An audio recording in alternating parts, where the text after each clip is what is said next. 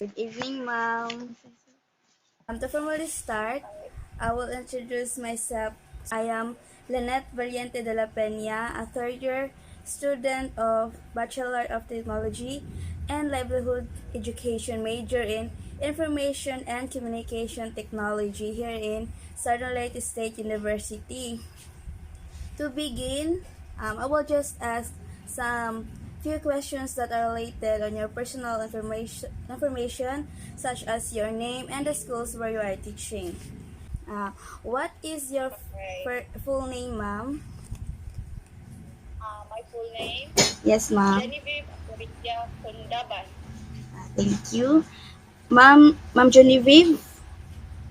Yes. Ma'am Genevieve. Ma'am Genevieve, Uh, what is the name of the school you are teaching? Davao Oriental Academy. Mm. How long have you been teaching? Uh, 2 years. What subjects and grade level are you teaching the last time before the COVID-19 pandemic? Before, Araling Panlipunan, uh, Edukasyon sa Pagpapakatao, and MAPE 7. Thank you, ma'am. Um, All grade level. all grade level. Uh, from from grade 7 to grade 10. To continue this interview, this part 2 is all about the assessment and you as a teacher. So in this part 2, we'll begin by the question, how do you gather information about students in terms of their knowledge, skills, and values? Okay. Uh, I gather the information with regards to their knowledge and the likes through um, using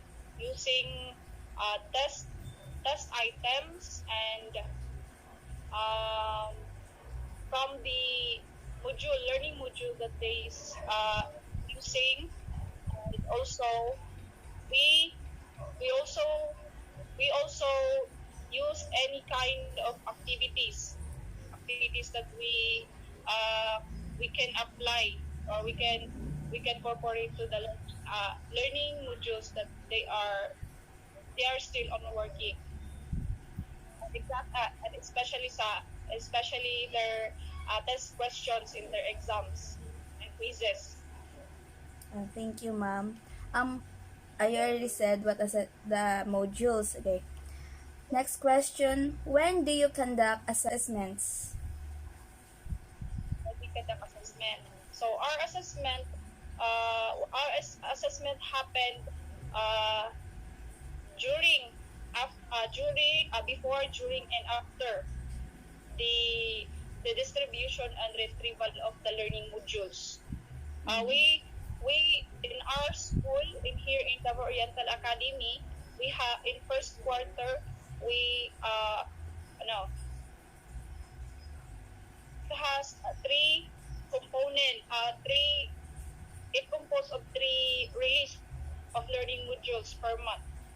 Per month. Yeah, every first in every quarter in every quarter Thank you, ma'am. we have released three modules. Three modules, three Three times. modules and unit test or quarter test. I mean monthly test. A monthly test. Yeah. Sige, thank you, ma'am.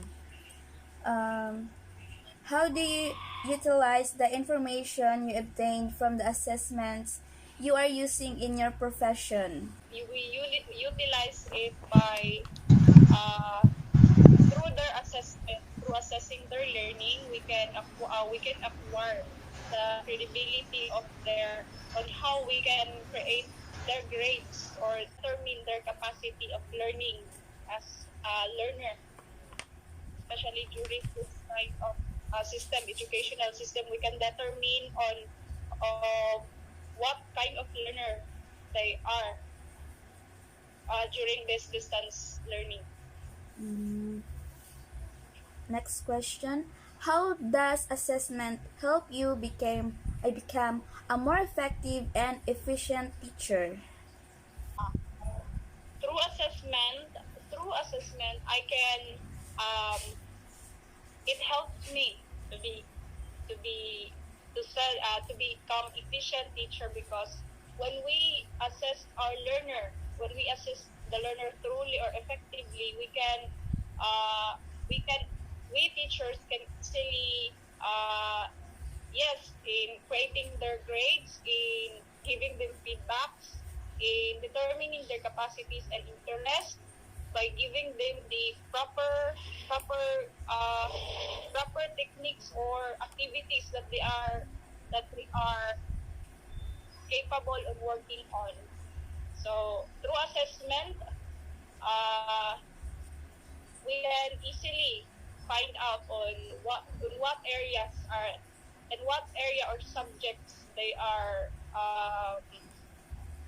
list on their interest, or ano ba basta na or kung asa sila interesado jud, or asa pa sila mag-excel. Uh, Asa pa. Thank you, ma'am. Last two question na lang, ma'am. Sige, sige. Number 5. Are all assessment objectives still being met now that the method of teaching has been changed due to the pandemic? Okay. In this in sorting or in making our learning modules, we teachers here, we collaborated the content that we are we are going for into our learning modules, that they are in line with the curriculum guide. So curriculum guide by the DepEd, provided by the DepEd, and we strive to ensure the objectives there, that the objectives will be distributed then by the learning modules, as the learners can be achieved at the end of the learning self-learning method for the students. They will effectively achieve by their effort, with the help of our assistants as a teacher. Okay, thank you, ma'am. And last question. As a teacher, how can you make sure that there will be no left behind students in this way of learning, knowing that in a class there are students who are considered slow learners? So we can determine, in that question, we can determine the in no child left behind, in no child left behind policy or education system. We as a teacher here, we first determine the slow and the fast learner, and then we give the privilege to those who are in the part of the slow learner, or those students who are with special needs. So special needs, and then we assure to them that we can easily determine them on aside from the fast learner, for them to we give attention to the slow learner, in order to have a not only the quality but the quantity of the learner. Thank you, ma'am. Equity. I mean, equity. Equity. Aside from the equality, so there is equity. So we have the focus of the slow learner, aside from the fast learner student. Yeah, thank you, ma'am. Thank you for answering my questions, ma'am.